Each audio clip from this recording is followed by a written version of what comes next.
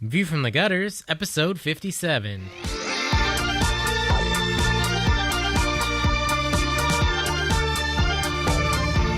Welcome to View from the Gutters, the comic book podcast where each episode we discuss a collected edition, trade paperback, or graphic novel, and then recommend and vote on the book for the next episode.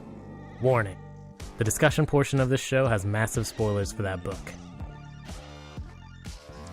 On this episode, we discuss The Sword, and, to skip ahead to the recommendation section, skip to 10119. I'm Toby saying on that conversation. Well, we can't right now because you said now. No, you're because talking then it's about, meta. Now it's meta. Now Well, it's not meta. you could edit this part out. Why would I come in on a part where you just go, and as long as your focus is big black butts, and then it cuts to, welcome to episode 57. Why would I do that? All right. That sounds like a good idea. I should do that. You should do it. Welcome to episode 57. This is View from the Gutters. I'm Okay, Andrew Chard. you can't start it with you laughing. No, we do a we lot of just did. episodes No. that We are just like did. that, actually. Yeah, Also, no, we do because we almost always start. That's because right Joe after cannot somebody keep a says straight something face. funny. Oh God, I'm Oh, having I fun. cut- I should be shot. I cut a clip out of last week's episode that was just us. It's the four of us, and I don't remember what I had said. And Cade said something, and then we all say something at the exact same time. We're all like, and then at the end of it, I go, "You're thinking about Sequest," which has nothing to do with the fucking whatever we were talking about. I cut that great. clip out because I was laughing so fucking hard at that because you guys literally all are just like, I'm talking too. We're all talking into the mic. It's just like a wall of sound. And then I go, "You're thinking of Sequest," which is not at all related to anything. It's not. It was the funniest thing. All right. Welcome to episode Nope, 57 of nope, View from the nope, Gutters. nope. I already got it. He's Nope. giving it to me. I already got it. I hate all of you. Episode 57. I'm Andrew Chard. I'm Joe Preti. I am Tobiah Panshin, and I'm Cade Reynolds. and that is still a terrible opening. I don't Oh care. God. I don't care. Oh my I God. don't care. I'm over it. They should all be exactly the same. I'm over That's it. really. We put an intro on so that our opening can be shitty. Like, I don't care. I'll just like fade it into whenever we're talking. It doesn't Matter. It doesn't matter. What if I just at random times throughout the episode just mention what episode number it is? That's Would fine. that be any worse than what you already do? Everything I do is comic gold. It's all comedy gold. It's gold Hey, colored. there are people who listen to this who don't read the books. They just want to hear us talk. And I call And- them part-timers. I call them. I feel bad for them because God, I can barely stand. Yeah, the best part of what we do is the book, not... That's It's not, clearly not it's not true. us. That's clear. Well, Most you of the should time, read the I have book. more fun recording than I do reading the book. It's Let's some of be us. honest. Yeah, it's definitely me. I mean, you listen to the show from me, obviously. I mean, I do, and then I imagine you being with me, wherever I am, and it's So that always he gets can, much like, warmer. Turn to you in bed and say So we stuff. can scream at each other about stupid shit. Jared, No, you're like it's if a obviously the Hulk, Joe. you're That like is if a obviously- teddy bear had a baby with a chicken nugget, and there's no part of that I don't like. I like all of that too, and And now it I'm was hungry. covered in spikes and razor, Me too, and a Chard. big I want sign to eat that a said bear. "fuck off." So go away. That said, "Go the Go fuck away, I'm busy. So what I are we just wanna talking put about that this sign week? on the door. We should Go away, I'm busy. go away. I'm busy. What are we talking Okay, So about? we're I actually talking- wanted to say something before we All right. begin, if that's okay. Yeah, go ahead. No, I cannot condone this. I just can't. I'm going to overrule Joe and say yes. I'm going to throw Okay. Toby out the window and say no again. There is no window in the studio. That does not go anywhere. It really goes doesn't. down. No, it doesn't. It doesn't doesn't. even go down. There's just like a platform outside our window, and you could crawl into like our neighbor's office. It's the weirdest window. It's a light well or sun well. I think it's just weird. Anyway, well, Cade, well, you wanted to night. say something. Yeah. Okay, yeah. So I wanted to say something because it was kind of a surprise to me. I recently had to reformat my computer and reinstall Windows on it. And when I had first booted up and I was opening my web browser, I wasn't signed into Google like I always am. When I searched. And when I searched for View from the Gutters without my personal info in, it gave me vastly different search results. Oh yeah, Google totally gives you personal search results. And so I hadn't realized exactly like what being syndicated with the Outhousers does, but I wanted to say thank you to the Outhousers because a lot of the top results were news stories, was like top news story, outhousers.com, view from the gutters. Without them, we would just be under all of the guys that install gutters. Yeah, that's Which true. is what I get when I search. I I didn't tell anybody this, but we got like a bunch of emails a week ago or so of a guy who was trying to order rain gutters. Oh no, you I said totally that to did. me. I actually got one some of too. those. did too. I got one too. I And think was he like, emailed what just everybody. the fuck Yeah. is Yeah. this? It was amazing. It was like, yeah, he emailed Cade at viewfromthegutters.com asking for a certain yardage of specific width And gutters. I was trying to decide if it was a troll or just somebody who was terribly, terribly misguided. It was me, guys. I know a lot about gutters. No, actually, this was very specific. I didn't know there were we more wanted than a one certain kind amount of of gutter. Square like Acreage. footage or yeah. And You it order was gutters like- by the like milli-acre. yeah. I didn't mean, even. And it I was don't know like anything it about was like gutters. certain thickness he needed and made out of a certain material, and I'm like, this exists? Yeah. Yeah, I mean, I thought it was somebody trying to get like somebody fishing or something. Something. I actually thought that too. But it's good to know that you But guys I mean, got we that all too. got it. So. I told him that we would ship them on time. So Yeah, I was talking to somebody about it when it happened, and then they're like, "You should sell them the gutters."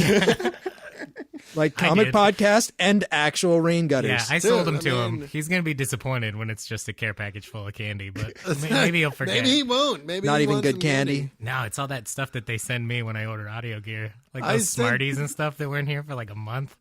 Did they actually send that to you? Oh yeah, when I bought. Oh, thank you, Sweetwater Music. But anytime I order microphone stands or anything, they always send me like a bag of candy in the order. I just maybe sent they him a think bunch that of you're not toothpicks. eating well enough. Yeah, maybe. I They just worry don't, about you. Yeah, I don't like they're like Jawbreakers and Smart, like all the candies that I don't eat.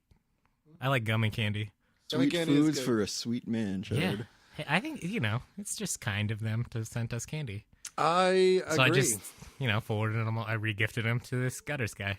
Yeah, I think that's fair. I sent him a bunch of toothpicks and like it was a And a an little I still thing of project. and an glue so that you erector can... set. And you're like, go to town, buddy. I sent him some constructs, because that shit is great. I mean, it's good for anything. Okay, so It's yeah, so I just addictive. wanted to say thank you to the Outhousers. Yeah.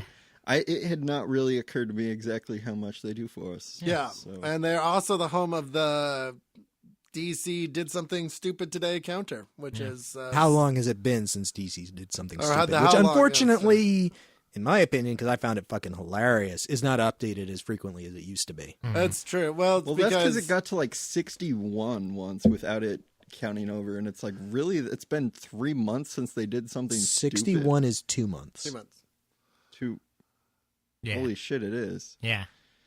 But yeah, No DC wonder has I gotten never know what day of the week it is. I don't know how many days are in a month. DC has gotten much better at managing their shit. Cade is on the Roman calendar, which is it's a 10-day week. It is a 10-day week, and there's So- only 2 weeks in a. In 2 months weeks are in a shorter. month. Yeah, That's how they were able to squeeze those extra months in. it's true. It's July and it's August. Absolutely. They you actually know had it's less March. months It's than us. actually- Well, they added July and August because they're named Smith. for Julius. because and they had Augustus so many Caesar. less months. No, they felt inadequate. changed the name of those Oh, months. okay, whatever. Because the last month in the Roman calendar was December. And if you know the decimal system, that's That's the 10. 10th month. Yeah.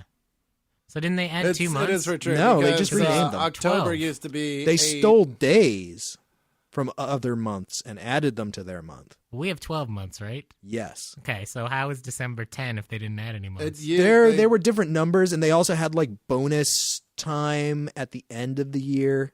Bonus roll. The Julian calendar is terrible. Yeah. Well, September, October, November, December, they're all number prefixes. They're Yeah. all 7, 8, 9, 10. Yeah. And so August, named for Augustus. And July would have pushed July. everything. Yeah, they fucked everything up. I did. And then they tried to sneak in, Rocktober and Toyotathon. And those I mean, aren't that was months just a farce. That was farcical. that aren't going to fly. Hey, if you go to your That's nearest farcical. Toyota dealership, Toyotathon is a month, Joe. I no. just assumed that Toyotathon was year round at this point. It's, Probably. It's like Miller time. It's It's all the not. time. It's heretical. Are we even talking about Okay, I would love to talk about. We Okay. read about the We read the sword, sword. and I'm gonna start because Okay. I think even though I pitched it, and technically I should start. Well, do you want to start? It's fine. Go ahead. No, it's fine. If you want to start, then I will. It's okay. I'm starting. No, it's fine. I'm starting. I don't care. No, it's. I mean, I don't You even look care. incredibly butthurt. I don't care. Go ahead. Chard, please. No, Did you see the go. latest? Did you see the latest episode of Community? No. Like Duncan comes in and he's talking Spoilers. to the dean. No, this is the after credits thing. It has nothing to do That's with the plot. still that's the best part of the show. Yeah, you're ruining the joke. Oh my god, it's been out I don't for want to like. watch it. I don't want to stop. You talk about the sword. Anyways, it's a thing. No, okay, talk about the sword. I'm going to talk about the sword. Joe, how much did you love the sword? Because I know you were really enthusiastic. about it. So I think Don't tell me this is going to be another Infinite Crisis show. no. So it's funny too because I was thinking about that. I think the sword is a really interesting idea. I think that there are problems with the way that they convey it. I think I saw what they were trying to do, and I think it needed to be more. I mean, I guess the most like apparent comparison in my mind was like Kill Bill, where there was this story about this person seeking revenge, and you got just enough information to understand why she was seeking revenge, but they didn't really try and kind of like. I think for me, where the story kind of derails is the flashbacks. I feel like there were a little bit too many of them. I think it needed to be. They were trying to tell. Because it was 24 issues, right? Yeah. And I think the story they're trying to tell, you needed more time to kind of really hit home with the pathos. That's fair. That they were Wow, trying to. I had 100% the opposite reaction. I thought there needed to be way more flashbacks. I agree with Well, Toby because I mean- unlike Kill Bill, in Kill Bill you never really know the story of the bride. Yeah, And what Tarantino is telling there is a revenge story. yeah. And that's what he does really well. This is what Tarantino's known for. And I think this isn't about revenge. This book is about Dara or Dara. Dara. I Dara would is say how Dara. that's how I said Yeah. it. It's about her. It's about her experience with her family and that like they didn't get enough time together. And how like that fits into a world in which people can live for like 4,000 years. And to that's- me, like I found that really interesting that like the moments in her life, they take up all the time that you have in your brain because it doesn't matter if you live for 4,000 years or 20 years. Like that's all you have and is those years. This is the point I was getting at, where you kind of jumped in and cut me off before I had to finish to bring my thought full circle. You're welcome. Yeah. And you didn't say the thing I was going to say, so you did something different, and I'm going to persecute you for it. By As opposed to you, staring who at just you. always steal my points. Anyways, I'm not even going to fucking dignify that, all right? I mean, and the thing is this. I felt like because there are two narratives, right? There's what's happening to Dara, and there's what they were obviously trying to convey, which is that story. I feel like it was too long to be one and too short to be the other. It does feel like it has a pacing issue. Yeah. I'm not sure how to rectify that. Or if more pages would have helped or fewer pages would have helped. Because I think something that they were doing was, telling this great story about this girl and her family and that she didn't get enough time with them because they were taken, like she lost her family when she was still, in her early 20s. But at the same time, they were still trying to tell the action-packed superhero comic book story that Western audiences are really accustomed to. And because this book came out, 5-6 years ago, it probably came out not long after books like Civil War and around the time that Blackest Night and everything were coming out. Right. People were really about this like summer blockbuster event comic for a while. Yeah. And this book really feels sort of like a summer blockbuster in a lot of ways. Like it's got Sort of. Sort of. Like it doesn't really go far enough to the extreme action-wise, and it also doesn't really like pull its punches and take out the story the way that like a summer blockbuster would. Yeah. Like take out the character piece, because I feel like if you stripped out all the character piece and just made it about the action, it would feel a lot more like a summer blockbuster. It So would, like weirdly absolutely. straddles this line between like character story and summer blockbuster. It makes me think of Cloverfield, where you had these two separate narratives. And Yeah. I feel that Cloverfield suffered for that because I feel like they wanted to tell this kind of sci-fi alien invasion story, but they also wanted to tell this kind of like drama about the people dealing with this. Right. And because he was trying to tell both both suffered. And I kind of feel like I I like this idea a hell of a lot better than I like the idea for Cloverfield, but I feel like because the revenge sequences in there, they never like they didn't hit home because they happened so quickly. I think that's a good point. And can I jump in and kind of do my thing? Yeah, because I think that this is a very conflicted narrative. And I want to agree with what Joe said initially, which is I think that there's a really great concept here, but it's really poorly executed, which unfortunately at this point kind of feels like is a running thing with the Luna brothers for me. Like they have a really awesome idea and they just utterly fail to really capitalize on it. Yeah. Because I kind of feel like, I mean, this is a tragedy. Like in the traditional sense, it wants to be a tragedy and tell a story about the, how revenge is the cycle and nobody ever really wins with it. But it never really develops the characters enough for me to feel pathos. I never emotionally identify them or really identify with them or really get to understand their motives until the very, very end when it's already too late. Like two of the siblings are already dead by the time that you really start to learn about Malia's story and get more of an idea of like what they were up to for those 4,000 years. Yeah. And I think if there had been a lot more flashbacks and you had gotten to learn about those characters and how they grew over the centuries and the conflicts that ultimately brought them to their deaths, like I think that would have been a really interesting, really compelling story.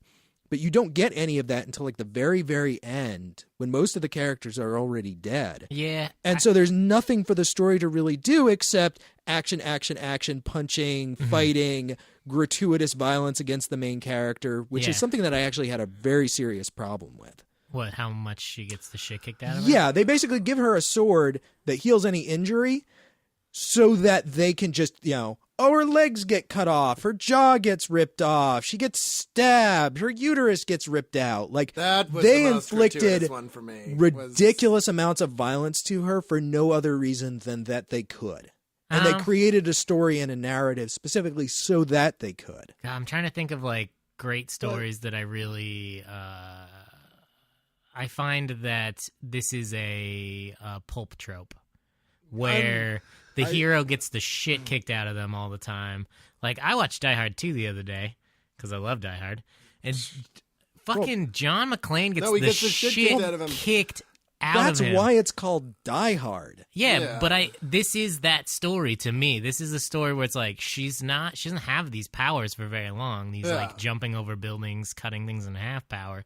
She's kind of shitty at it. And if it weren't for the sword, like, it would have been over like immediately. Like if she had to like learn to use her powers in the way that like Aang learns to use his powers in Airbender or something, like there's no discipline that comes from getting the sword, and that's something that I really took out of this story. And that's kind of the story that I wanted. I wanted her to take time and learn about the sword and learn about her father's history and the history of these siblings and really have to learn about them in order to figure out how to overcome them because they're so powerful. Like if she just goes at them swinging, she's going to get her shit kicked. And that's what happened. And I think that I kind of disagree with Toby only because the other two guys are like really simplistic characters, like Zakaros and Knossos. Zakaros. I think it's just Zakos. It's Zakaros. It's Zakaros? It's Zakaros and Knossos. He's like a super simplified character. Like because he's the first one to die. Like you don't learn a lot about him, but he's also kind of two-dimensional in like his motives. They're just like, I want to be a god. I'm going to be a god. I am a god. Well, he's also in love with his sister. He is also in love with his sister, and that's what makes him kind of crazy. Right, and I would have loved to have a lot more about like how he evolved as a character and his love for his sister and being denied that and what it did to him and the consequences of the things that he did over the centuries. It's funny that there's such an interesting story here that does not get developed at all. It's funny that this is the book where you want the character development and not like all of the other books. I agree with you though. I always want more characters. No, wait, hold on a second. We talk about this in the Infinite Crisis podcast. You have spectacle moments and you have character moments. And the character moments are what earn you the spectacle moments. And like, I love plot. Like, I love shit happening and I like learning about the story and the world and the things that are going on. Like, I love that a lot more than I love like, oh, character conflict. I love him, but he doesn't love me. And what are we going to do? And how do I feel about this? Well, it's external like, that's the part that I'm less versus interested in. Conflict. Exactly. Like, I'm much more interested in external conflict, but that external conflict is driven by the internal conflict. I think that in Kill Bill, the moment that works the best for me, and that is a good example of what you're talking about, is when we learn the story of Oren Nishii, right? That's Lucy Liu's character. Like, you get her backstory, and that happens, like, very quickly, but you learn a lot about that character very quickly. I think this book could have easily done something like that. Absolutely. And that's what makes her conflict with the bride so interesting, because you're seeing this conflict of personalities. Yeah. You know both these characters, like you understand about them, and you can see like why they're conflicting, even though they don't necessarily have to. And that's that's part of what makes a tragedy so tragic. And that is because, you know, people are kind of caught up in their history and they're on a certain path and they're kind of drawn inexorably down that path. I think that Maya, her story is the most like that. But when you look at even Kill Bill, like the Black Mamba, the first... we don't know anything about. Yeah, the first... what's it? You mean Malia? It is Black Mamba. And Kill Bill. Yeah, It's, the first person that she fights. I can't remember. Anyway. It's Vanessa Fox. Vivica A. Fox? Vivica A. Fox is the first one she fights. You don't know nearly as much about her. Like, all of the pathos of that situation is brought out because that character had a daughter. Right. Yeah. Which is revealed to you mid-fight, if not after the fight. It's after the fight. Yeah, so I feel like Zakharos's story is a lot like that, where it's like you get just enough of a story to like sort of start to attach to this character, but he is very much a roadblock on the way to killing the ones like really responsible, because Maya is the one, or Malia is the one who actually killed her dad and has the most history with him and is like the most interesting. I thought that their romance was like super interesting. And it would have been great if his story had come out even after he died. Like, it would have retroactively made that part of the story so much better, because you kind of learn all about his character afterwards, especially if you insert things that make him a conflicted character and be like, oh my God, if she hadn't killed him, like all these things could have happened. Yeah. And like, isn't that terrible? Like, she just killed him because she was angry and now it's causing all these problems. And like, it would have made it much more of a tragic story. I agree with that. I think the moment where this book derails for me is pretty early on. I still really like this story, but I feel like the one thing that derails the story from being the story that we kind of want it to be is after all those like meth or cokehead biker guys kidnap her and she kills them all in the lake. The two cops roll up like right then. Yeah. And that's what causes her to go on the run, because if that hadn't happened, then she wouldn't have been on the run from the government the whole time. And so she could have kind of, you know, learned more about the sword, learned more about her dad's past, like gone. And I, even though it turned out to be fake, like I really liked the idea that he had written these books about his past, because that happens in Invincible. Yeah, that's Mark's dad in Invincible does the same thing, and like Mark reads those books to learn about the Viltruminite Empire, and I was like, that's so cool. Like, that idea could have been really awesome had she read her dad's books and learned like all about this romance that they had, and learned to master the sword and like all this cool stuff. I thought that had happened, because it took me a long time to realize in the book that Justin was the same character she met at the funeral. Oh. Yeah, that was a little bit confusing, where she met him at the funeral and then they're running and it looks like he's getting out of his car, but I guess he was actually going to his car. So I was kind of confused on that early on. But actually the reveal around Justin is, I think, the thing that I hated the most about this comic, because I feel like it was utterly pointless. It adds nothing to the story, except it provides a convenient way to wrap everything up. I feel like... Well, unfortunately, like everything had kind of already had been wrapped. Right, exactly. That's why it was so pointless. It's I think that the reveal could have been good if it didn't happen so late. Like, if it revealed and entered another conflict while she was still fighting Malia... Yeah, that's what I thought was going to happen, because I knew that he was going to come back. Because he got swallowed up by the, you know, unless you see the body, you don't know that it was pretty obvious from an early point. And that's why he wasn't really dead, and he was going to come back in some form. And then it quickly became like, okay, it's got to be this guy. Well, and I thought it was gonna be like that's why she went to that mountain where they were from, is because like maybe he's still under there, like maybe they still talk or whatever. And I was like, she's leading Dara into a trap, and it wasn't that. And then she kills what's her name, Malia. And then it was like, oh, I guess it's not over, and now it's over, because that all happens in the last issue. Because he's like, oh yeah, I'm secretly alive. Kill myself. Yeah, and I and was like, that was like the most. There's really, once that happened, I'm like, there's literally no way that they can make up for that. There's just none. Yeah, and there's a few other moments in the story like that when the cops magically show up, and this was the thing that probably pissed me off the most, was the fact that they have Demetrios killing what's-his-face, and they're all like, we can't use our powers on him. We can't take the sword away. But they beat the shit out of Dara. And there is no... It's like, why couldn't they just do that to Demetrios? There's fucking no reason. I think that Demetrios was the first time that they felt fear.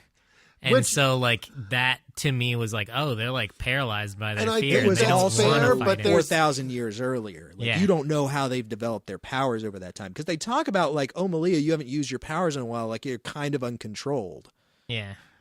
Like, you don't necessarily know how their powers have developed. Also, so I can kind of see that. Her flying around. I still think that... I think the action in this book, although gratuitous, is pretty awesome. No, and again, like, I love the concept. It's such a great concept that it's just utterly not capitalized on. Yeah. I think there's still a lot to this book that's, it's worth reading. Like, I think the art is fantastic. That the art blows my mind sometimes. I really like Jonathan Luna's art. Yeah. And I talked about Alex and Ada on the last episode. And I actually looked it up afterwards. He's actually doing the art, and someone completely different is doing the writing, who isn't his brother. Right. Whatever his brother's name is. Joshua. Yeah. Joshua Luna isn't on that book. And like, I mean, I they really do like his art. separate. Yeah. But Joshua Luna's writing just, like, I read this and I've read Girls, and both of them I had the same problem with. Yeah. The only problem I have with Girls. the art is Jonathan Luna's same face, because Yeah. Ultra 7 Days has the exact same characters. I mean, different characters, exact same physical appearance. Well, there's a lot of guys that draw like that, though. Like, no, I mean, it is true. Even Frank Whiteley, to me, like. But after coming from Ultra and reading this, it did pull me out a little. Yeah. I hated the art. But overall... Really? What about the colors, though? The colors were great. The colors are the part that I like the least. I like the like line art, but the colors didn't work for me. I mean, the whole thing felt I love how clean the line art is. I love how clean this book is. It reminded me a lot of Steve Dillon's work, which I'm not a huge fan of. What? This reminds you of Steve Dillon? Well, a little bit. Not. Oh, okay. Not in the same way that like. I can't. I'm totally blanking. Michael Turner reminds me of like Mark Silvestri. You guys. I can kind of see that. I can see that a little bit in the sketchy. The Jonathan Luna actually yeah, has Mark Silvestri and Jim Lee as two of his influences. I really like his art, but I feel like it has sort of a static quality to it that does not convey action as well as it might. Maybe hate the art is too strong a word. I didn't care for the art. I just found it to be very kind of cardboard and emotionless, and I didn't really... Yeah, they don't read the facial expressions were the thing that I had the hardest time with. In this book. Exactly. I can see that exactly because I can't tell if someone's upset or mad also, or like what's going on. Sometimes there are several times when Dara rips off something and puts her things back in place, and I have no idea what she's fucking. Is like a scab? Is it? It's skin? her skin is healing over, and so she's ripping the skin off so that she can reattach. It's like re-breaking your arm so that it can heal. Well, no, better. I understand that's the point of it. The first time she does it is when she's in the ocean. She gets her legs cut off. Cuts her legs off, which is the one part of the art that really bothers me. Is for after she rips the skin off her legs so that she can like reattach her legs and heal properly, her jeans stay up. Yeah. I was like, they got to be real tight jeans because the leg parts should have fallen down. The leg wouldn't heal. Yeah, the jeans. Well, don't not reattach. Just that. If I can be nitpicky for a second, when she reattaches her feet, her toes are pointing up. Like they would be if you were holding them on, but that's not how your fucking feet would be. They would be over to the sides because they are no longer attached to you. I don't know. I just imagine she was holding those. That's my comic book guy rant for this whole thing. It just that seems my problem with the book is that there's a magic sword and magic isn't real. Oh God, I know you're fucking with me now. Of course I'm fucking with you. That's what that is a little bit too nitpicky. No, it's just something I nitpicky, noticed, and I think I noticed it.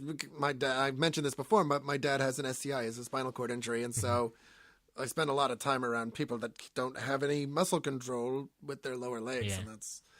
But dude, my favorite moment though is when she fakes being in the wheelchair again. Because yes, the sword's healed her, and you don't know that it's long-lasting effect. So she gets back in her wheelchair after she throws the sword, because she just like collapses into the water. Yeah, and then the guys are like putting her in the truck, and she like kicks him right in the nuts with her leg that should have been paralyzed. Yeah, it's like that moment. Another thing that really bothered me. So at the end, she throws the sword into like the lava pit. Yeah, and then you see her back at her house. On the other side of the Atlantic Ocean, like succumbing to her wounds. Yeah. Which I thought was kind of bullshit. Well, the whole like healing wears off thing was completely unnecessary. How the fuck did she get home? Well, so Plane. I mean, she didn't have any money. I don't know. Like, Is well, it the really government could have important? given her a ride home or something. But I mean, that pales in comparison to the point where, like, after, like, not even halfway, not even a quarter of a way into this book, I'm like, she's got to die at the end. There is no way she goes back to having a normal life after this. And so I was just like, I feel like that should have been. Some people can have hope for that. No. Well, I think she could have. If she destroyed the sword, she could have started a new life. She obviously couldn't go back to her old. Yeah, I was Well, no, like that's throughout true, the entire book, I was like, she's got to destroy the sword at some point. Like, Yeah. once she kills all the siblings, which presumably she's gonna do, she can't just hold on to the sword. Like, she has to get rid of it. Disincorporated after she killed the last. And I was like, how are they going to get rid of the sword? And I thought that they just kind of, I don't know. I did The like ending those really last didn't work. panels of it, like floating down through the That molten was core. I kind of liked that. Yeah, the thing is as kind of with all the problems I have, I still like it was an interesting idea. I'm glad I read it. Yeah. I'm glad I had, because I'd never read anything by the Luna Brothers. Yeah, this is the before. only thing I've ever read by the Luna Brothers. And I mean, so. it's definitely an interesting idea, and I mean, I don't know how long they've been doing this. About 10 years or so, So I think. I mean, Yeah, I have no idea. I know that the book was coming out while I was working at a comic book store. This series started in, I think, 2007. Okay. And I feel like Girls was slightly before that, like 2005 or 2005. 2006. I think it was their first thing submitted to Image. I think so, too. I'd be interested to see what they're doing in 10 years. I just think, Alex and Ada is really fantastic. I just think the amount of polish that they have on their work, art-wise, is really kind of astounding for young creators. It really absolutely. You can tell that they take this more seriously than a lot of people in the comic industry. And it feels a little sophomoric. Like, it feels a little bit like a young writer, like trying to, create something. And I think the biggest problem with this is it doesn't really fit into the genre of like the way that people tell stories in comics, and it also doesn't really fit storytelling style of like cinema or something. Like, it's kind of somewhere in this. And I think that's the thing, is that they have really great ideas and really poor execution. Yeah, just and that's something that you can fix. Like, if you just if you have no ideas, or you just come up with like cockamamie stories that make no fucking sense, like that's a very hard thing to overcome. I mean, like, this story just has practice and experience. Yeah, like they might become much stronger creators. in the like future. Joe says, in 10 years, who knows? In 20 years, like, they could be amazing. I mean, like, they just I think need that to they decide what this book is and then do it. That was the problem with it, is that they couldn't decide what they wanted it to be. But I still think I thought they agree. did a good job. I agree. Go ahead. Kate, what do you think about it? I went into this expecting not to like it, because the Luna Brothers for me are very hit or miss. Because I love Ultra 7 Days. I haven't read much of Girls, but some of the projects that they've done with other creators, I haven't really liked as much. And I'm wondering if maybe that is because, maybe they know each other better, so that they know what the other person is thinking about. And I'm not sure that comes across as well when they work with other people.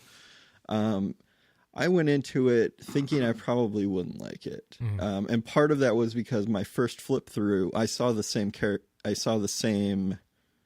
I saw the characters from Ultra 7 Days with new names is basically what it is. So I went into it expecting not to like it, and I actually did really like it. I ended up reading it in a stint of 2 days because I read like 13 issues I read on Saturday. 3 trades at the laundromat while I was doing laundry on Sunday. And like that flew by.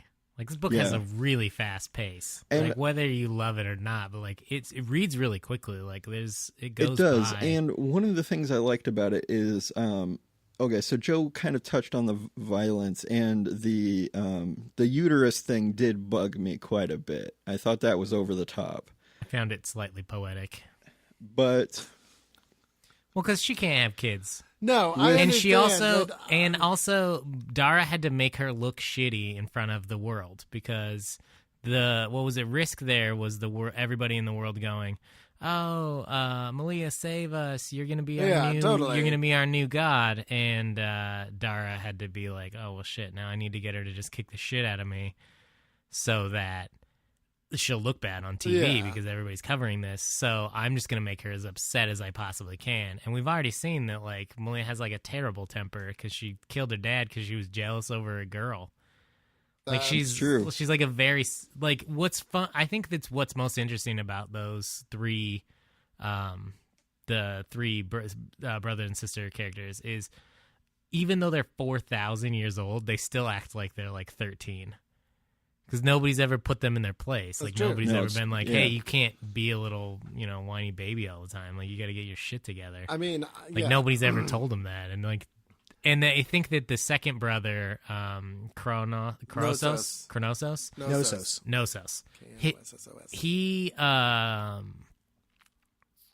he kind of learned a really interesting lesson from Demetrius, which is like, look, I've turned to a life of crime to be powerful because once I've tasted power, like I can't give up on it. I'm going to have to find it anywhere. I could have used this power to help people, but you wouldn't let me use my powers. And so now I'm using it to be a drug dealer. Like you created this life for me. And I thought that was like the most interesting part of their story that, like, as Toby says, like, I would have loved to see more about that. Like more of the times when Demetrius shows up and is like, hey, what are you fuckers doing? Like, stop using your powers again. Like, I would have loved to see what they were trying to do because if Nosos had been like digging agricultural ditches and like, like helping people out with their powers, like, isn't Demetrius kind of a dick there? Like, isn't he like? But you don't get to see that part. Demetrius, the only time you see Demetrius with Nosos, he's saying you're using your power to rule over these people, and that's all he says to any of them is you can't use your power to rule over these people. Yeah. So like, I find that incredibly hollow when he says that. But I think but he also says later on when you're seeing his flashbacks with Malia, like, they're starting to change their ways. Like I don't have to visit them as often. Even Nosos says like, I didn't build these pyramids. They were here when I got here. Yeah. I just helped them make them. Yeah. And I was like, that's kind of interesting. I mean, he still wanted to be the ruler, but I don't know. I thought that I agree with Toby on this one, that like there really could have been a lot more flashbacks, and I would have liked to have seen more about Demetrios. But I really love the flashbacks of Dara's life. Like all the flashbacks of her trying to recover when she's in a wheelchair and she's learning to draw again. Like there could have been a lot of great parallels as you kind of see the flashbacks to their 4,000 years of life. Yeah. But then also the flashbacks to her short life. Mm-hmm. I mean, one of the things that I really love about Avatar: The Last Airbender, which we mentioned earlier, is the way that the main character Aang's story parallels that of Zuko, who starts out as the primary antagonist. Right. And you see all of these parallels both in their histories, but then also in like the places they are. Like they're very much mirror images of each other. Yeah. And I think you could have done something really, really interesting with that in this setting as well, showing Dara and her growing up and the things that like the lessons that her father taught her and how she's like seeing them all in a new light and reviewing her life and like learning how to use the sword and to embrace her father's legacy that she never knew about, and also reconcile like the man that that she knew as her father and the man that he was over these thousands of years, and the things that he did and the fact that he lied to her. Well, yeah, and bringing up a point we were talking about earlier with the healing wears off idea. I think that the reason that that's in the story is so that her dad couldn't have just healed her crippled legs. Yeah. Because he could have just touched her with the sword when she was asleep or something. Like, she never had to know, and she would have just been healed and woke up and been fine. But the fact that the healing wears off, it wouldn't have been permanent. Well, I think the fact that he had aged is specifically saying, like, he is kind of abandoned using the sword. Yeah, he's decided to have a human life. Yeah. I really think that it's... Like, there's so much that could have happened in the story. It had, like, tons and tons of potential. Because they created a really interesting world. Yeah. Like, the first couple issues that I read of this, I was like, oh my God, man. Like, there is so much that could happen in this. And then they announced that it was going to be a short series. And I was like, oh, that's too bad. Yeah. And I think a lot of young creators tend to want to write a story with a beginning, middle, and end. Because, they want to have something for their legacy. Like, once the book is done, they can now sell this package and be like, look at this thing that I made. It's got a beginning, middle, and end. But I think that's a really modern concept for comic writers, because back in the day, you used to just start telling a story, and if it got canceled, it got canceled. You just told the best story you could tell for as long as you could. And I think this story may have been better like that. Just don't put a 24-issue limit on it, because the end of this book feels a little bit rushed. Like, they were like, man, we have so many ideas, but we only have like 6 more issues to go. And the last issue was double-sized. Yeah. Because they ran out of space. And I don't know if it got canceled, or I think this was always intended to be like a certain issue length, if I remember right. So, I mean, I don't know. I think it's just a very different, like, this is our trade-centric, like trade paperback-centric market now. Yeah, 24 is a very nice number. I feel like it, and I really do feel like 24 may have been enough if they had decided that the story they wanted to tell was the story that Toby wanted to read, which is this story about this kind of juxtaposition between these 4,000-year-old gods and Dara, and her coming to terms with what's happened, and them kind of being afraid that the sword is back, and then kind of flashing back and forth. I think what kind of muddies the waters is that they stitch this revenge story in, which takes up a lot of time and because you never can connect with Dara, the revenge story kind of feels like it never really connects with me, and because the revenge story is there, you never get to find out the kind of more interesting thing that's happening, which is that this is a huge opportunity for her, right? Like, she immediately goes into revenge mode, but I think that's because of the conceit of the story. I think if she hadn't, there's a lot more story there. Well, yeah, that's what I'm saying about the police. Yeah, exactly. I entirely agree with what you're saying. Because if I'm thinking about this, like, it would have been cool that if season 1 essentially had been like, they come, they kill her dad, she gets the sword, she's like, oh shit, I'm super powerful now. Yeah. Now I have my dad's books, and it's just like this series of flashbacks within flashbacks of her like training and learning to use the sword and like, doing all this stuff, and then the whole second season is like, okay, now I'm ready to go kill these motherfuckers. Yeah, exactly. And the thing is that I think that a very, very strong writer could tell that kind of story in 24 issues, because they know the tricks to impart information very, very quickly. Yes. Yeah. And unfortunately, like, not everybody is a master writer. Like, not everybody's the best comic artist ever. Yeah, right. And that's not everybody's style either. Some people are more long-winded, It's the difference between somebody like Hammett or Chandler, who's just giving you what you need to know, and somebody like Tom Robbins, who's very flowery and going to take a lot longer to set up a scene. And even the same writer can tell a story in 2 completely different ways. Like, look at 2 books that we've talked about on the show. Like, Ellis in Planetary is telling the story in a very different way than he tells the story in Transmet. Oh, absolutely. Which, like, Transmet is a much longer book. It's 3 times the length, almost. It's Planetary definitely twice is the length. almost the same length as this book. Yeah, like, it's a few issue longer. 28 issues? 27 or something. 27, 28 issues. And This is 24 issues. Yeah. And how much more story is there in Planetary? Yeah, but no character development. And that's kind of the... like, that's the conceit, is like he chose to do one over the other, where Transmet does both because it has time. Yeah. And so I think that I agree. I'm on both sides with you guys, because you can tell it in two different ways. I think we're ultimately all saying the same thing. Yeah. Yeah. It had a lot of potential. I would have liked to have seen more, but I'm still excited to see what the Luna Brothers do. Like, this hasn't turned me off from them at all. No. Like, I really wanted to like this comic, and I didn't. But that doesn't make me hate the Luna Brothers. It makes me want to go, okay, what else do you have? Yeah. Like, what are you doing next? Because you're enjoying Alex and Ada. I'm enjoying Alex and Ada a lot. If they come out with another story in 2 years, 3 years, like, you'll probably check it out, because... Yeah. These are creators that they at least know something about making comics. They made a comic. I bought the first volume of Girls and didn't follow up on it because like, that is not great. I read all of this, and not just because we were doing the podcast, but because I was interested enough to go all the way through. I mean, there have been comics, don't tell anybody this, but there are comics we've read for the podcast that I've checked out in like the last third. I'm like, I'm not even going to bother fucking finishing this. Black Sad. Yeah, basically. That's not the only one, though. Yeah, but in any case, Infinite Crisis. I definitely I finished this because I was interested, and so I want to know what they're going to do in future years, because I think that they have the capacity to get better. Yeah, I mean, I think the best thing about this comic was it had a beginning, middle, and end. It was coherent, and the art was great, and it worked. Like, it may not be the best comic I've ever read. Now, I had a point I was going to earlier, and I forgot to finish it. When I was talking about the violence in the artwork, one of the cool things I thought about it was that this is a book that can actually appeal to lovers of books like The Boys or The Walking Dead.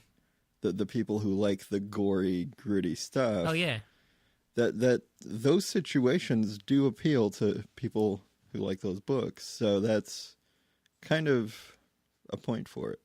Well, yeah, I think it definitely like tries to straddle the line between like the over-the-top, raunchy, violent aspect of comics, but also the like very kind of indie slice of life character story comics too. I think that kind of like ultra violence can work well.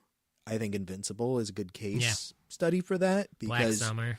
You really do get a feeling like, wow, these guys are strong enough to punch through buildings. Yeah. Like, most of the time they're invincible, but sometimes they get the shit kicked out of them. Yeah. Like, oh man, when Mark gets beat up the innumerable times he gets beat up and Invincible, and he's like in an arm brace and his fingers are all broken or whatever. Like, and I think that violence serves a purpose. Well, and definitely here I kind of felt like it was gratuitous. Yeah. I understand. I feel like the violence was part of the whole. I always think of it as in For Your Eyes Only, James Bond says there's an old Chinese proverb: before planning revenge, one must dig 2 graves. And Is it's that Roger really? Moore, so he says it with much gravitas. I didn't remember that in that movie. But I think that I feel like the ultraviolence. Oh, is that Tiger Tanaka that tells him that? No. He says it to the Greek girl that his parents were killed. Oh, yeah, that's right. That's in For Your Eyes Only, not in Live. You Only Live Twice. Okay, that's what I was thinking. But I feel like the violence would have worked better had the revenge story been better fleshed out. Yes. Because I feel like it went with that theme. Like, I understood, and that's kind of why I can't close this book and just be like, oh, this is shit or whatever. There were themes there that they were trying to develop. It's just that it kind of, I feel like there are certain moments in this book where I feel like, how are we going to explain this? Oh, we'll do this. And so they don't feel as organic. There are certain parts that are very organic when they're flying back, and what's her face? Her friend. What's her friend's name? God. Julie? Is it Julie? I think it was Julie. Julie is yelling at her and going, I don't fucking, like, this is not don't tell me that you're dead or that the Dara I knew is dead. Like, I don't want to fucking know you if this is who you are. And it's like, clearly this is the moment they were driving at. And it's like, okay, like you kept a hold of that. Yeah. You just need to kind of tidy up what's going on over here so that that moment has the punch that it really needs, you know? And then the kind of the ending, it's like, how do we get rid of the sword? How do we explain this? You know, oh, well, we'll just have him come back and stab himself. And it's like, give us a reason, like, you know, kind of give us hints throughout the story. And I think there are kind of hints because this kid is kind of like, well, I don't remember it very much, but he knows, and I'm asking myself, he knows an awful fucking lot for a kid that was only half paying attention in this class. Yeah. So that moment is almost justified for me, but it still feels like they kind of slapped it on there to kind of... I also feel like that character could have been a lot more interesting because he spent all this time living among humans, where like was pretending the to be with him human. And Dara where they're talking about this, and he's kind of like, where's his development? Because that's a great opportunity because you have this... You have a captive audience. You have this this godlike creature that's taken on this form to kind of, you know, I don't buy his motivation either. Yeah, no, I don't either. Like, has he never second guessed himself? Like, all he wants to do is just kill them so that he can die himself. Like, no, like he's going to be second guessing himself. He's going to be going like, oh my God, I actually did it. I didn't think I ever would. Right. All these possibilities are suddenly open to me. Like, I thought when he revealed himself, he was going to go like, and now I can take over the world. Yeah. And I was like, oh my God, how are they going to wrap this up? And then he's like, nope, stab. Yeah. Well, or also just like destroy the sword and be like, we're done. This is the end. Yeah. I will never see you again. And he just takes off because he's realized that like Because they do that whole, like... he's lived among humans for so long that like he has to see that there's some benefit from the way that they live, like without using his powers or something. Like he had to learn something in that time. The way he's talking about like how he had to change the way he thought about things because he was at the core, which was fucking retarded. But that's just me. As I'm flipping through it, there is one other thing that really, really bothered me that I just hated about this comic, which was all the 6-panel pages of the news reports where they're just interviewing people, and it's like, here's 6 panels of people giving 6 different reactions to what's going on right now. Yeah, I actually liked that, though. What does this add to the story? Yeah, I didn't feel like it added I feel like you could have compressed that a little bit. Yes. I think that you could have taken every single one of those pages out completely and had that many more pages of story. Yeah. I mean, no, that is true. I did like that, though, because it made it feel like a more cohesive world. It made it seem like there were more people in the world than just what was going on in the story. I also like... And I feel that a lot of stories in comic books don't have that. Well, it felt like the world was kind of this character, too, a little bit. Like they were reacting to stuff that was going on. Yeah. And oftentimes in superhero comics, for me specifically, it's like Superman just punched an alien through a building. How would the man on the street feel about that? You know, like I kind of like those moments in comics where it like cuts to a guy on the street and he's like, fuck it, I'm never moving back to Metropolis. And you're like, right? yeah, right, exactly. But if you want that, you read Astro City. Exactly. Well, yeah, and that's great. That's a great example of that life and how that world works. And like I would be fine if that added anything to the story, but it didn't. Yeah, I thought it was going to pay off somehow. Like the world that is like very Maya true. was going to beat Dara, and the whole like everybody on the street would be like chanting like, don't kill her or something, you know, like the people had learned something. I don't know. Say anything. I thought that was going somewhere. Yeah. I don't know. Overall, I really liked this book. It was a lot better than I thought it was going to be. Yeah. I mean, I went in with low expectations, and I liked it. I had a lot of fun reading it, and I would recommend it to some people. I wanted to like it, and I couldn't. Yeah. But you're not turned off those creators completely, No. which is good. That's a good mark of a book, is even if you don't really love it, even if you don't like it, like it may not necessarily be 100% that these creators are like just jackasses. It's like these guys they're just starting out. They're young guys. They're young creators, and like this is a cool sophomore effort, and like let's see where it goes. Yeah, that's fair. I think that's totally fair. Yeah. I still think there's some kick-ass action in there with the whole element controlling nature of the agree. book. I mean, so like when what's her name? Malia. Malia's flying around all cool, and when Knossos makes a giant rock golem thing. Like, I was like, I'd love to see this, like, animated. Made me wish that somebody had made the last Airbender movie that wasn't M. Night Shyamalan, me too. and it wasn't fucking god-awful. I wish that every day of my life. That's true. So... I hate to admit this, but I actually liked how Zakros killed Dara's sister. I thought that was... like cutting her open with the ice shuriken or whatever? I thought that was kind of cool. I'm like, whoa. Yeah, his ice powers are, like, ridiculous. I just thought that, like, it felt like a Mega Man story in a lot of ways. Most people, when they think about controlling water, they don't go that way. Yeah. And the fact that you, like... I don't know. There was something I was reading where oftentimes when people's natural reactions to things are different. Mm-hmm. And so, like, to most people, if Joshua Luna, like, if somebody said to him, what would you do with somebody who could control water? And instead of saying drowning, like a lot of people would, he said, oh, well, he turns the ice into a shuriken and kills a woman. Maybe that's natural reaction to him, and a lot of the times those are brilliant. Well, I also like when he, like, sucks the water out of another lady, or, like, takes her tears and throws it. Like, he has the coolest fight scene. Like, takes her tears that she's crying and, like, cuts her face up with them, and, like, seals the bathroom in water, and then, like, freezes it, so they're in this ice prison-y thing. I kind of felt like all of those moves were straight out of Avatar. Yeah, I'm going to go with Toby on this one. I haven't seen Avatar, so maybe cool, it read to me like somebody had watched Avatar and gone, that's awesome. That's a good idea. What would you do if that wasn't a kid's cartoon? Well, I'd make it ultra fucking violent and do all these terrible things. Like, just rip all the water out of this person's body and then use it to kill someone. Well, it's like Magneto never really does. Like, even Magneto feels like he's pulling punches sometimes, and it's like, sometimes it's kind of cool to see the dial turned all the way up to 11. And I feel like that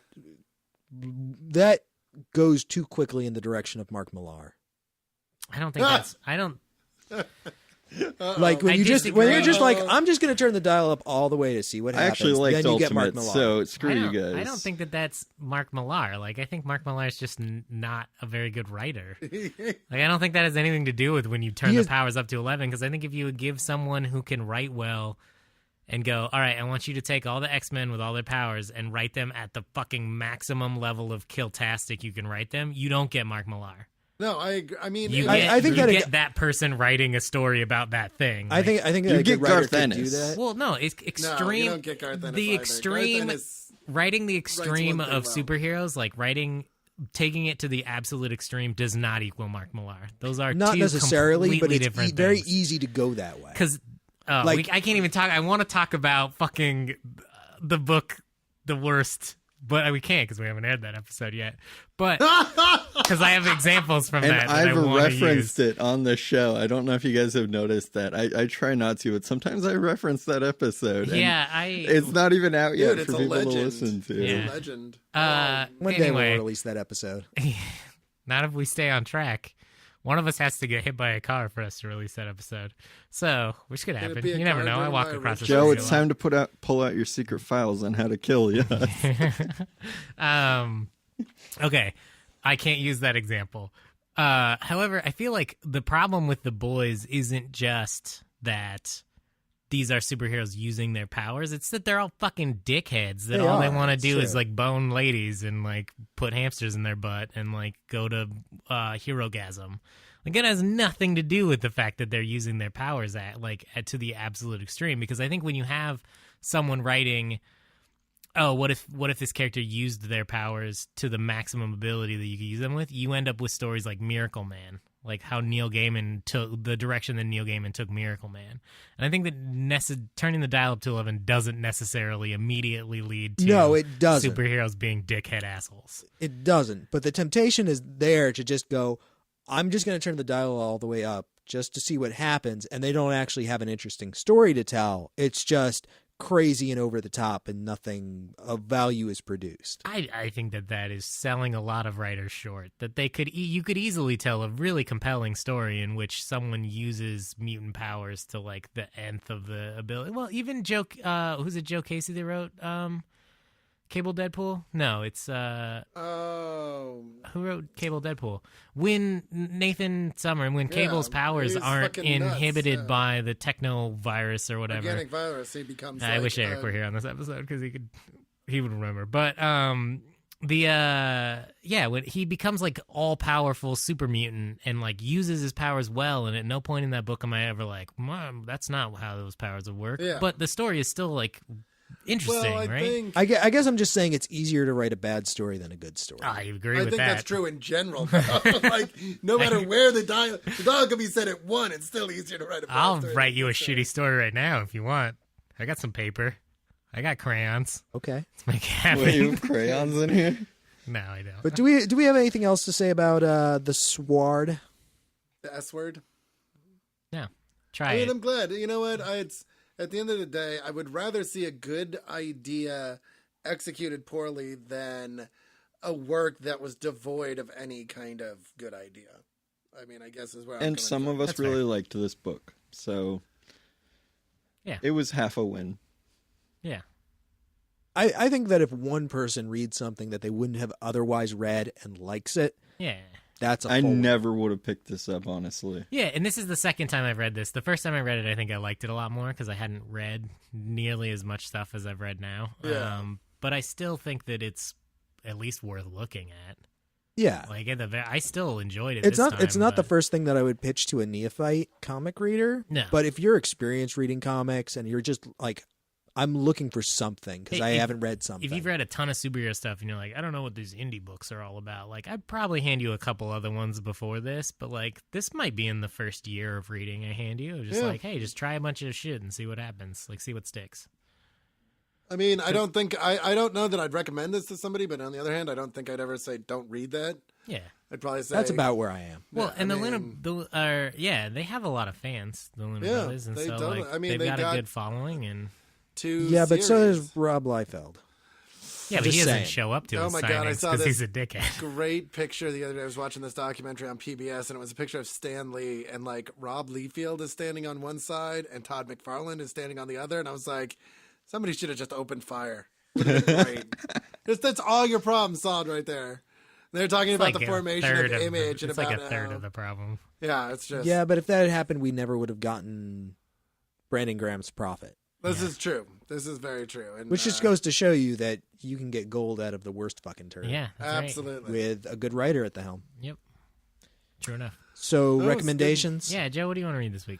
So, I actually I went home after the last podcast and got my hands on Rat Queens and The Sword, read both of them. And in Rat Queens, there was an advertisement for a book by an author I really love, Jimmy Robinson, who's also does the art.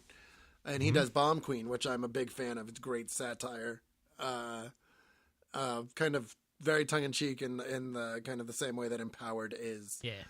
And I brought a book called 5 Weapons, which is a 5-issue series. The second part of which is coming out right now. Yep. And it's about this school for assassins, and the school has 5 clubs. There's guns. Archers, or like bow and arrow, exotic weapons, which covers like garrote and poison and stuff like that, blades and staves. And this kid pretty much comes up and he's got the principal is like, you have to choose one, and then that's how you kind of graduate, is you specialize in one weapon. And in this world, assassins are kind of almost like an aristocracy. They're world famous. It's a very high calling to go for. And so this is Naruto, basically. No. They're not ninjas. No. They're assassins. And you're smiling, but the plot does thicken in the telling. So it's actually really, really cool because this kid does not choose a club. And so that's kind of his story. And it's a little on the nose at some places. So he's not in the Staves Club, obviously, since he's not picking clubs. What club is he in? So Toby won't be on any forthcoming podcast because I'm going to fucking strangle the life out of him as soon as we're done recording with tonight. a club. And you can use this recording because I will gladly go to jail because nobody that would make a pun that bad. No jury would convict you. I would just play them what you just said and they would let me off. They seriously would. But it's really cool. I was telling Chard kind of before we started recording that it reminds me very much in a very specific way of like in the Kung Fu movie where you have the main character and he could kick the shit out of everybody, but he made a very solemn vow to his teacher, his Sifu, and he does not want to break it, at least for like the first quarter of the movie. Well, this is kind of similar in the fact that our main character doesn't use any weapons throughout the whole thing, and yet he gets around, huh? No guns. So Sampson. it's Elliot good. Spencer. I enjoyed the hell out of it. It's like I said, it's a little on the nose sometimes, but the art is amazing. Jimmy Robinson is a great illustrator.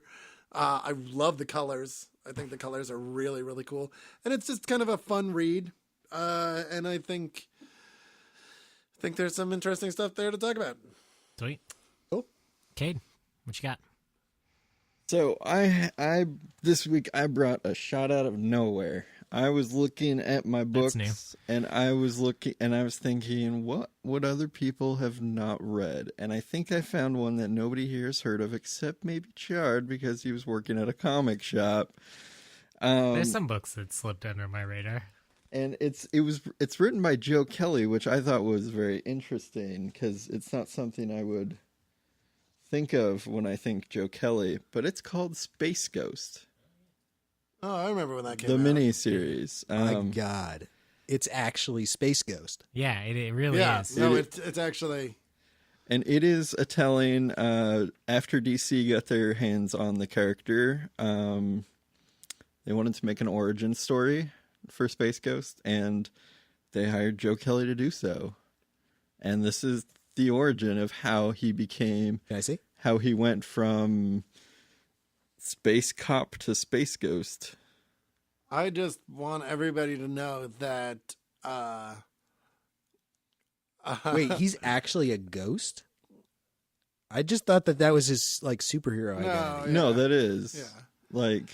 But he went from space cop to being a superhero. Okay, to being the Space Ghost. Not Yes. an actual like space ghost. No, he's a ghost. It's spooky.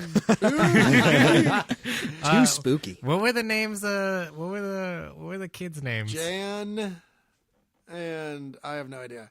And I the do monkey. know that a shark with whiskey is mighty risky, but a shark with beer is a beer engineer. What was the name of the monkey? Blip or something like don't that. remember. It says it in the beginning. Is the monkey in there? Possibly. I read the first couple issues because I wanted to see if it was as good as I remembered it to be, and it was. So I decided to bring it, but I haven't. So I haven't read it for a number of years. Thorak and Brack, are they in there? Those guys are Space Ghost guys, right? Jan and Jace. Oh, there we go. That's what it is. I should have remembered that because Jace the Mind Sculptor. Even though this kid doesn't sculpt minds like a certain band Planeswalker. I don't see any monkeys though. Okay. The art's really good though. Yeah. The art is phenomenal. I'm trying to remember who did it. It's since you Ariel Olivetti. Yeah. She does really good stuff. She does kind of. Are you sure it's a woman? Yeah, isn't it? I mean, Ariel can also be a man's name.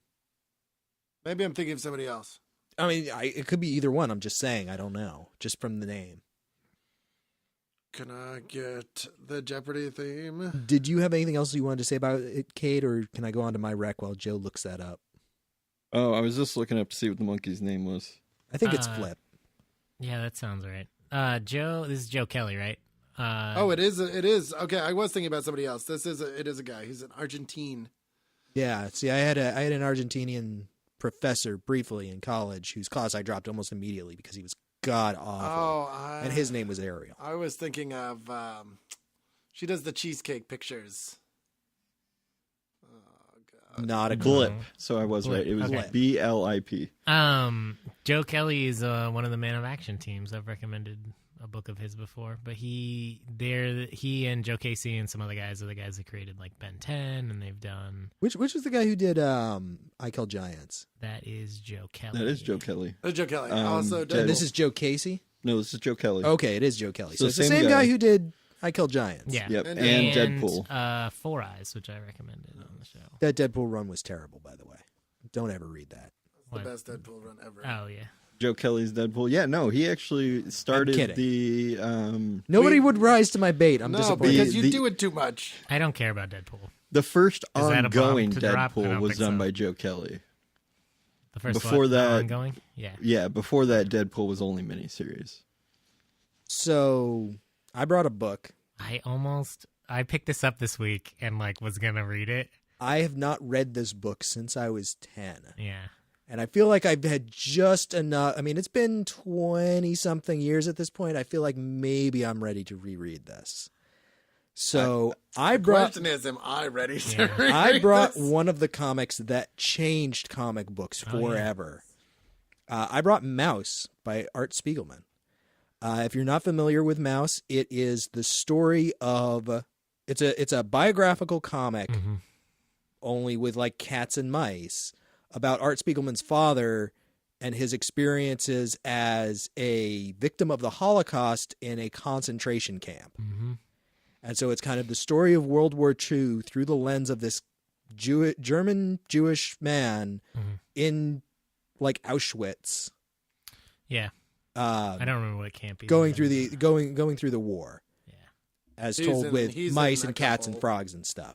Yeah. And it's like very, very serious and gruesome as World War II and the Holocaust were. Yeah. And this came out in the mid 80s, and it really blew a lot of people's minds in terms of what comic books could do and Yeah. the kinds of stories that they could tell. I mean, we talk about Watchmen and Crisis on Infinite Earths and The Dark Knight Returns as like, wow, comics are suddenly serious business. Like, this isn't for little kids anymore. But really, this book came out at exactly the same time, and I think it did a lot more to reinvent what the comic book medium was capable of in people's minds. Well, this one than did any of it those also other for things. non-comic book readers, whereas Yeah. the other ones gave back faith to a comic book readership who was losing Well, faith. This is one of the very first graphic novels, and what led to kind of the invention of that term. Well, this along with like Contract with God from Well, Contract with God Eisner was and 70. yeah, something. like Will Eisner invented the graphic graphic- novel I mean, as we there's- know it now, but the books like that really led to the idea of a literary graphic work, like Right. big L literature, literary And graphic Art work. Spiegelman was very big into the graphic art movement. Mm-hmm. He had his own magazine at one point that he made with his wife.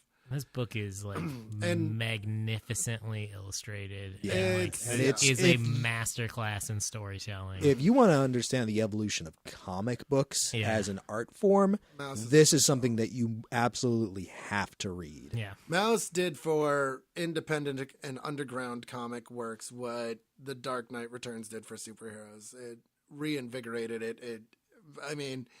It invented modern indie comics. Like Mm-hmm. this is it. Like Spiegelman, really.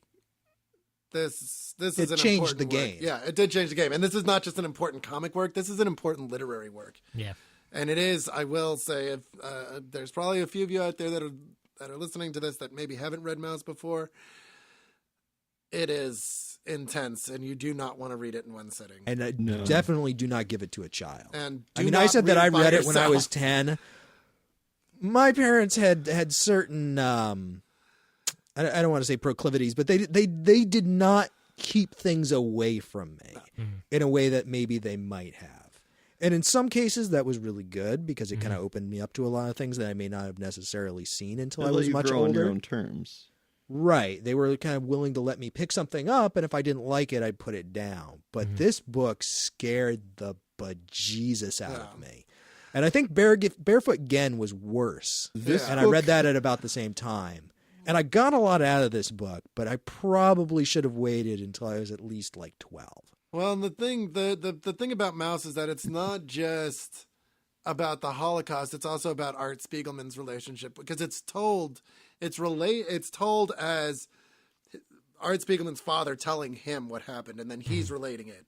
Right. And so it's not just about the Holocaust, it's also about his relationship with his father, who he never really understood because he had gone through this. And so it's not just historically accurate and incredibly like emotionally dense on that level. It's also an incredibly personal work. Yeah, it's very viscerally immediate. And as we're approaching 70 years since the end of World War II, it's easy to kind of intellectualize that as something that happened in the distant past that's not relevant to the modern day.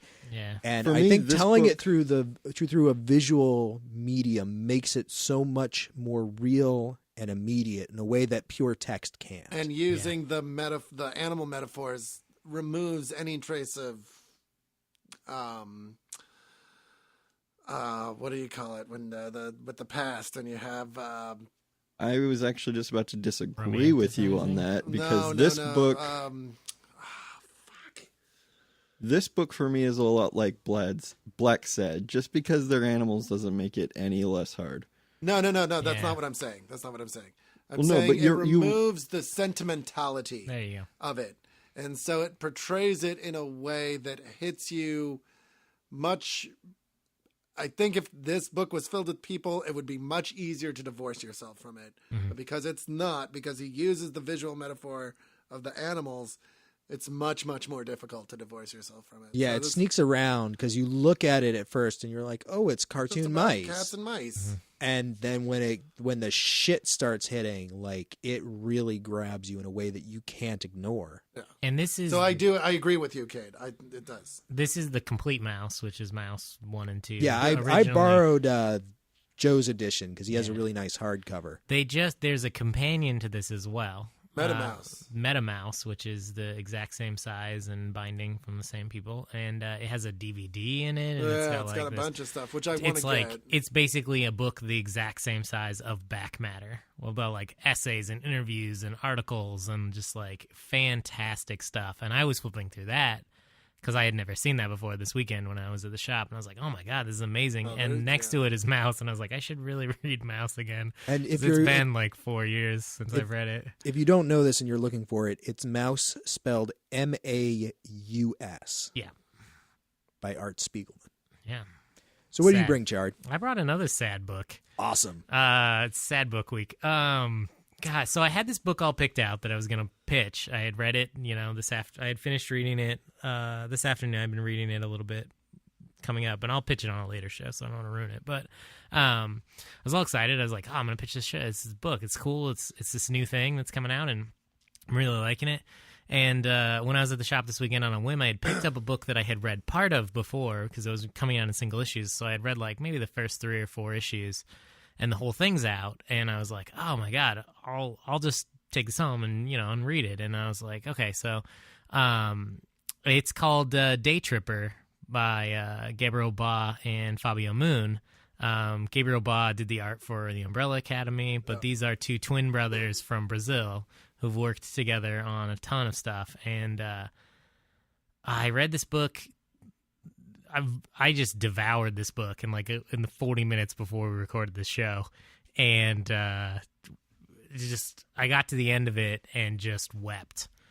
Like, this book it's not sad in a way that it's like, oh, get attached to these characters and we're gonna kill them all and make you feel sad. Like, it's a beautiful story about beautiful characters, and it just is examining life and mortality and kind of life as fiction, where it's like your life seems kind of meaningless until there's an end to it, because just like a book, like that's where the end happens, and it's only through the lens of that the book is now over that you can see how, like, what came before, what it meant.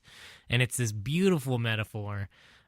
Basically, it's this main character who he writes obituaries for a living, and he's an aspiring novelist, and each chapter is focused on a different year in his life. And yet at the end of each issue, he dies. And so it's basically this like the same death or different deaths? Different death. He dies at a different time in his life. So it's kind of like, oh, well, what if he had died at 22? What if he had died at 28? What if he had died at 40? What if he had died at 76? And it's just kind of this examination of like how his life is different if certain things had never happened to him. But what's really interesting is the next chapter assumes that everything in the previous chapter happened except for his death. So, like, you'll meet a character in one story, like he meets this woman in Brazil, Sao Paulo, which is where they're from in Brazil. I think or maybe they're in Santiago. They like have graduated college, and he and his best friend are on this trip. And he meets this beautiful woman, and he like falls in love with her. And he's like, oh, I want to be with this girl. And then he dies at the end of that story. But the next story picks up, and he's with her, and it's later in life. And so you just assume that like that death didn't happen. It's this like really magical kind of storytelling thing that I've never seen before, and a really great examination of family, like the large family that he grew up with, his mother, who was very supportive of him, and his father, who's a novelist, a famous novelist. And it's just like, it's just a gorgeous story. And I feel like that would make me incredibly sad. It's so sad. I called my mom on the phone today and talked to my mom, which is something I don't get to do very often, but I talked to her today, and it was like, I was just thinking about my family, and there's not a lot of us left. Buried a lot of family members in my life, and so like I'm worried about my dad. He's getting up there in years, and just talking about life and the future and whatever. And then I read this book and was just devastated. Like, it just destroyed me. And I was sitting out on the street in front of our building having a smoke, and this guy walked by, and I don't know if he could tell that I had been crying in the studio or if I just looked homeless or if he just felt bad for me, but he was just like, God bless, man. And then walked by with his son hand in hand. And I was just like, what is, oh my God. It's just like everything just went wrong, like right after I read this book. And it just like put me in a weird ass mood, but it is a fantastic book. Like, I highly recommend this to everybody, even if we don't read and talk about it. Like, this is an Eisner Award winning book. This is an indie comic that really straddles the line between mainstream stuff. Cause it was put out by, I think Vertigo. It's put out by Vertigo. Yeah. And, but this is a book that the guys that only read like, hand bound and lettered and drawn with crayon and inked in the tears of starving art students, like they could read this book and like really appreciate it, because this book is about so much more than anything that a lot of comics have ever been about. This is like meta slice of life. Yeah. And it's just a beautiful story about family. What's it called again? It's called Daytrippers or Daytripper. And I'm going to hand the book around because the art and the colors are just like phenomenal. I can see it from here. It is just amazing. And the characters just like feel super real. And his best friend is just like this like really interesting character. And the woman that he falls in love with at first, and then there's these other women in his life, and just the relationship he has with his whole family. It's just like it all feels super realistic. It reminds me of stuff like if you liked Box Office Poison, if you read that after Joe recommended that, and you like seeing characters interact with each other and just be characters. Like I think this book's fantastic. Yeah. I read the first 2 or 3 issues of it, and it exists on a whole other level than the way that the narration works and just the dialogue. It's like very poetic, like in its language. I'll put it this way: I read 3 or 4 different reviews of this book that convinced me to read it, and they all read very similarly to what Chard is saying. All of them said that it was an incredibly beautiful story that was very moving. And the intro page that Craig Thompson of Blankets fame drew, I love. It's just like a perfect summarization of the book. Cade's got it right now, but if he, wants to flip to it and kind of read. No, it's got the picture of the two of them facing each other across desks.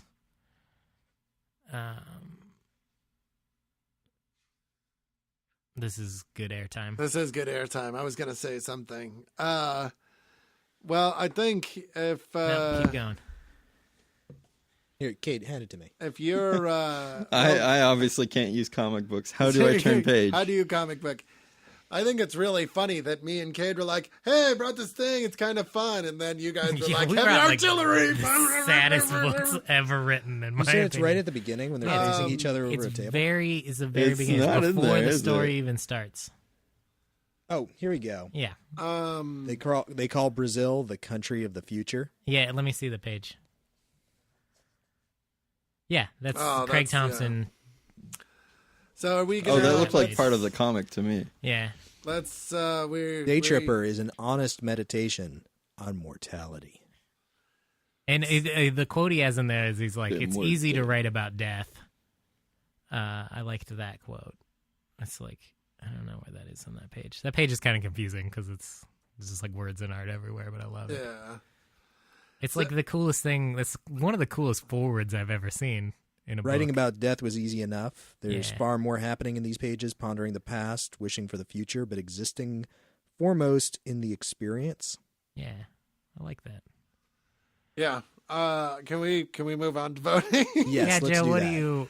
So, given the choice between soul crushingly sad and that's it, and soul crushingly sad but beautiful and moving, Or, I- Space Or Ghost. Space I Ghost. came here. Well, Toby told me that he was bringing Mouse, and I was like, well, if he brings Mouse, I'm going to vote for it because it's. I mean, the more I thought about it, the more I thought Mouse. That's a lot to unpack. We might have to give that the Earth X treatment and just unpack it over a couple episodes because there is so much going on there. But it's definitely something. Not only I feel that if you are a comic book reader, you need to read.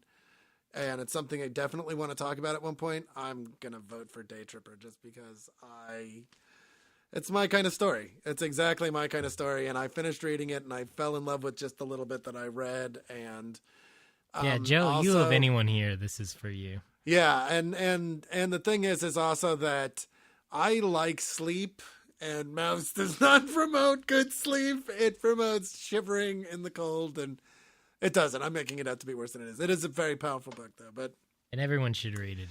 we're it's going to come amazing. back to Mouse. I have no doubt that we will talk about Mouse one day, and Toby will get all credit for Mouse when we do. But I'm going to vote for Daytripper. Cade, what are you voting for? Come back to me.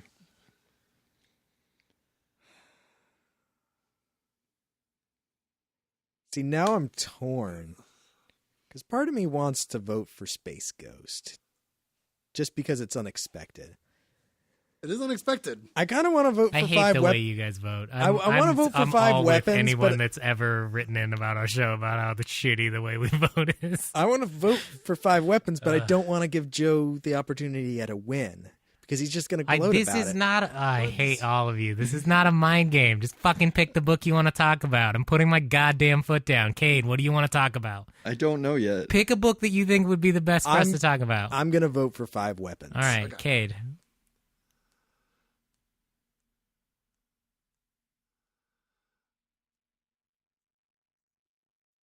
This is This is the amazing. worst show I've ever been on.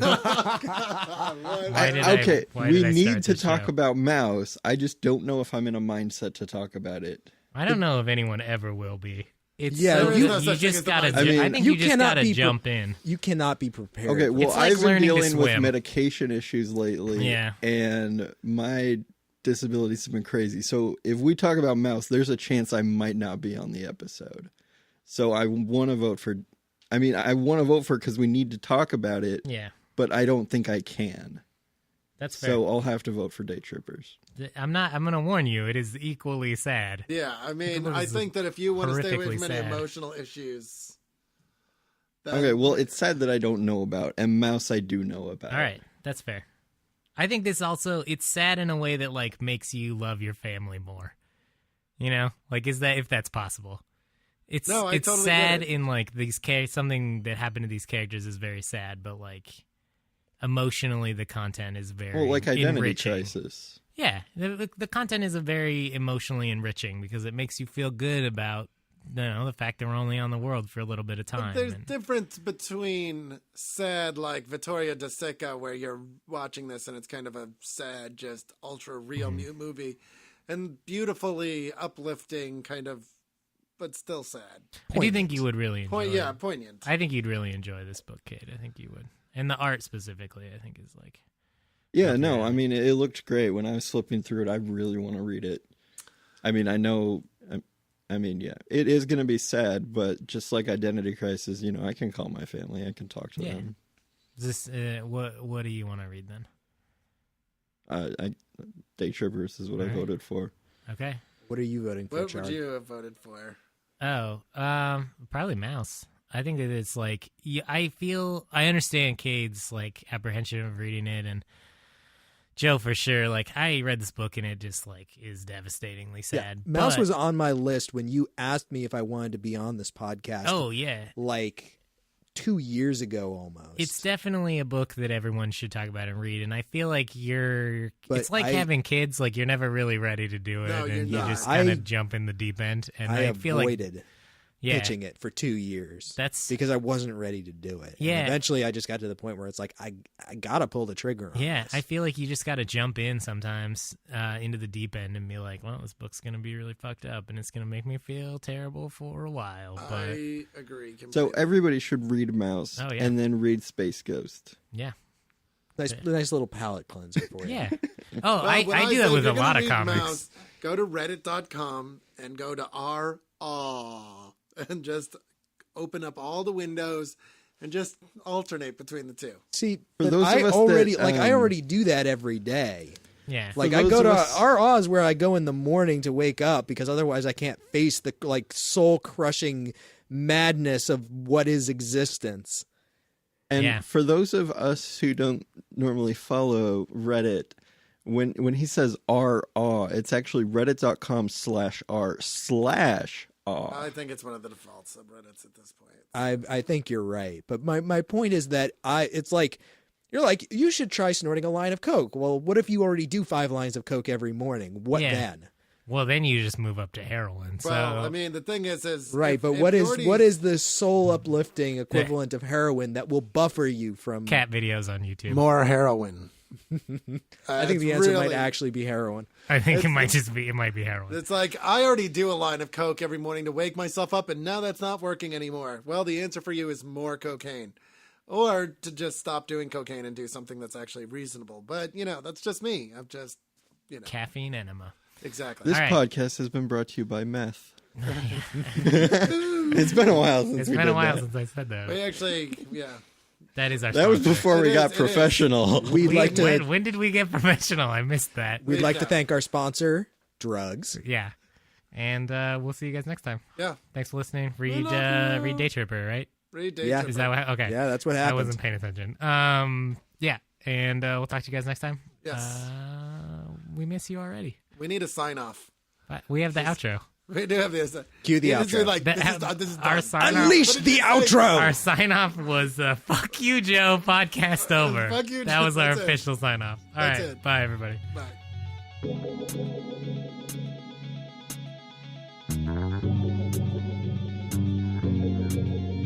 Thank you for listening to View from the Gutters. I hope our recommendations have inspired you to go out and find some new comics you'll enjoy. Join us next time for a discussion of our selected title, but like every week, we encourage you to read all of the recommended books. In the meantime, please leave us an iTunes review. It really does help new listeners find the show.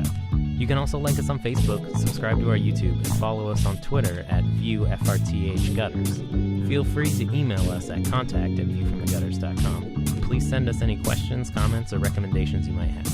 Be sure to subscribe to our YouTube channel as we post new videos every week. And thanks again for listening. And as always, keep reading.